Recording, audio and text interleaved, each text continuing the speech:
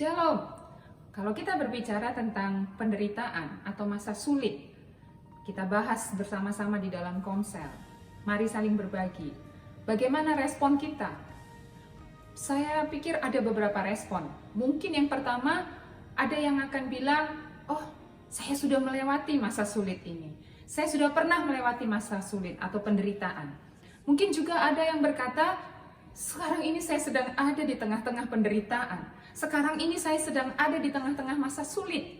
Atau mungkin juga ada yang berkata, kayaknya sih saya belum ya. Mungkin nggak tahu suatu saat mungkin saya akan mengalami masa sulit. Mungkin saya akan masuk dalam penderitaan.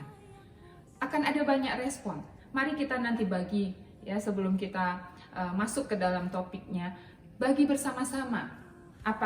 Bagaimana respon kita ketika kita ada di dalam penderitaan. Tanyakan apakah kita sedang mengalami masa sulit atau sudah melewatinya atau bahkan mungkin masih keadaannya baik-baik saja. Lalu bagaimana sikap kita, respon kita ketika kita ada di dalam masa sulit, di tengah-tengah masa sulit, di dalam penderitaan itu? Mungkin juga akan ada beberapa respon. Ada yang mungkin bereaksi, saya pasrah saja. Mungkin ini sudah nasib saya, takdir saya, yang saya harus ada di masa sulit ini, atau saya ada di dalam penderitaan ini. Tetapi mungkin juga ada yang berkata, saya optimis, saya tetap percaya bahwa masa sulit ini akan berakhir dan saya akan mencapai kemenangan atau hasil yang baik jika saya merespon dengan positif, dengan baik, sehingga penderitaan ini pun akan berlalu. Tapi mungkin ada yang berkata, ketika melewati masa sulit ini atau penderitaan ini, ada sungut-sungut, ada pemberontakan, ada kecewa, bahkan ada yang kecewa sama Tuhan dan berkata bahwa Engkau tidak adil Tuhan, ada yang marah dan sebagainya. Mungkin ada yang saya akan terus berjalan maju sekalipun keadaannya sulit atau saya mengalami penderitaan. Ibu-ibu yang dikasihi Tuhan, jika kita bisa mengerti maksud dari ayat yang tertulis di dalam Roma 8 ayat 28 bahwa Tuhan turut bekerja di dalam segala sesuatu untuk mendatangkan kebaikan. Jika saja kita bisa mengerti sepotong kalimat ini dengan sangat baik, jika kita merenungkannya berkali-kali, kita mengucapkannya berkali-kali, kita tahu sekarang bahwa Tuhan turut bekerja dalam segala sesuatu untuk mendatangkan kebaikan bagi kita.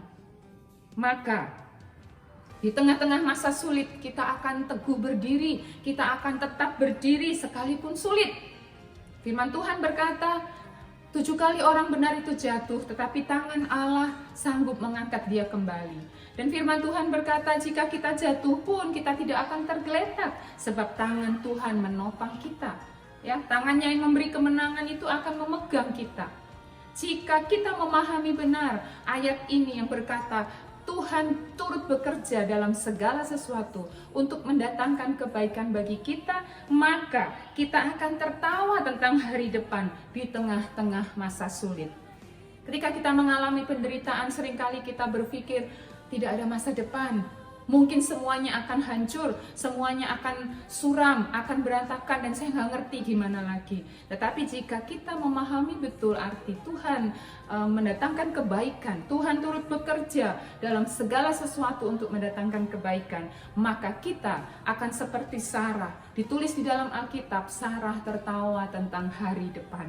Melihat kemustahilan dirinya yang tidak bisa lagi melahirkan anak bagi Abraham, Sarah tertawa tentang hari depan. Dia percaya kepada janji Tuhan.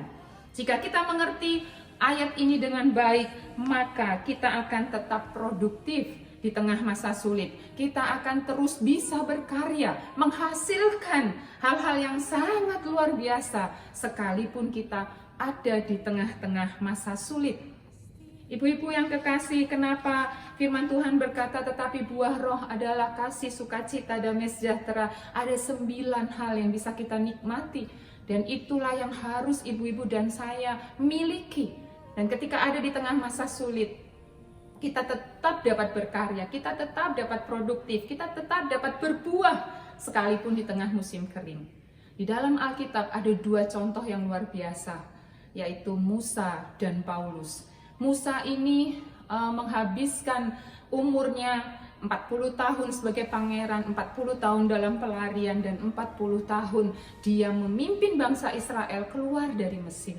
Bukan masa yang enak, bukan saat yang enak. 40 tahun dia memimpin kurang lebih 2.500.000 orang dan dengan berbagai macam karakter. Dia menghadapi begitu banyak sungut-sungut, pemberontakan, keluhan, dan sebagainya. Tetapi di tengah masa sulit ini, di tengah pemberontakan orang Israel yang dia pimpin, dia tetap teguh, dia punya integritas, dia tetap komit pada panggilan Tuhan.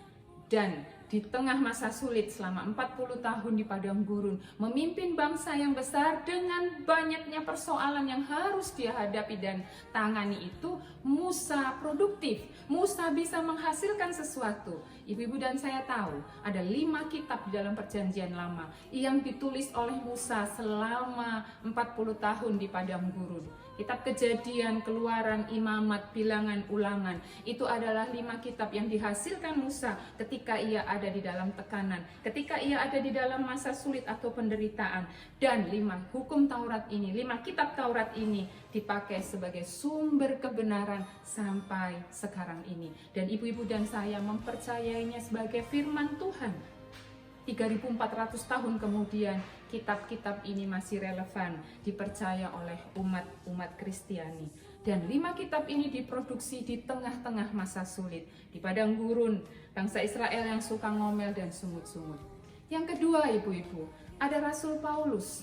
Rasul Paulus ini ketika 30 tahun pertama dalam hidupnya, dia adalah orang yang pandai, dia membangun dirinya di atas kebenarannya sendiri. Dan kemudian dia bertemu dengan Kristus, dia percaya kepada Kristus, dia menjadi Rasul Kristus. Dan 30 tahun kemudian, dia menjalani hidupnya memberitakan Injil. Apakah mudah bagi dia? Tidak. Dia mengalami penderitaan, dia mengalami aniaya, dia mengalami fitnah, dia mengalami kekurangan, dan sebagainya. Tetapi justru di tengah-tengah masa sulit dan penderitaan itu, dia dia menghasilkan karya yang luar biasa. Dia membuka gereja-gereja, ya, dia menjadi pejuang perjanjian baru yang luar biasa. Ia memulai banyak jemaat baru di kota-kota besar. Ya, di 7 gereja, 7 sidang di Asia Kecil itu dimulai oleh pelayanan Paulus. Dan dia memuridkan banyak pemimpin jemaat. Bahkan dia menulis kitab-kitab, ada 13 kitab yang ditulis. Dari 27 kitab perjanjian baru ditulis oleh Rasul Paulus. Dan semua itu ibu-ibu dikerjakannya di tengah-tengah penderitaan. Mari nanti bagi di dalam kelompok kecil kita, ya. Sekarang ini kalaupun kita ada di tengah masa sulit, apa yang akan kita kerjakan?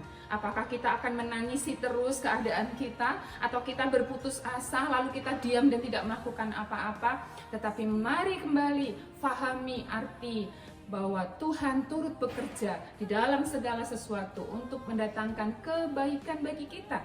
Dan saya harap ini ayat membuat kita kembali bersemangat, lalu kita bisa menghasilkan karya yang luar biasa bagi kemuliaan nama Tuhan. Sampai jumpa lagi.